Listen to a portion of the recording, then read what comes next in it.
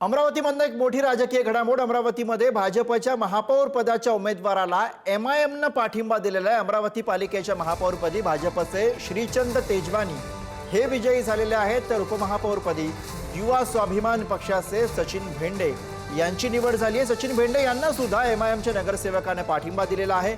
अमरावती महानगरपालिकेवरती भाजपचा झेंडा फडकलेला आहे, तर दुसरीकडे भाजपला एमआयएमचा पाठिंबा, भाजपच्या महापौराला एमआयएमनं पाठिंबा दिलेला आहे।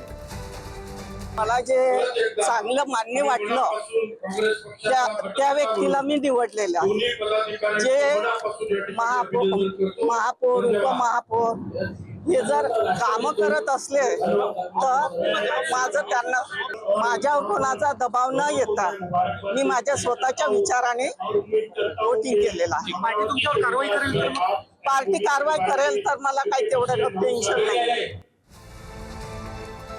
तर एमआयएमच्या नगरसेविकेची ही प्रतिक्रिया आहे। मला वाटलं आणि त्या दृष्टीनं मी पाठिंबा दिला असं एमआयएमच्या नगरसेविका सांगतायत। पार्टीनं कारवाई केली तरी काही हरकत नाही अशी भूमिका त्या मांडतात। अमरावतीमध्ये भाजपच्या महापौर पदाच्या उमेदवाराला एमआयएमनं पाठिंबा दिलेला आहे, तर अमरावती पालिकेच्या महापौरपदी भाजपचे श्रीचंद तेजवानी हे विजयी झालेले आहेत, ते आता अमरावतीचे महापौर झालेले आहेत। तर उपमहापौरपदी युवा स्वाभिमान पक्षाचे सचिन भेंडे यांची निवड झालेली आहे, तर सचिन भेंडे यांना सुद्धा एमआयएमच्या नगरसेवकानं पाठिंबा दिलेला आहे। अमरावती महानगरपालिकेवरती त्यामुळे आता भाजपचा झेंडा फडकलेला आहे।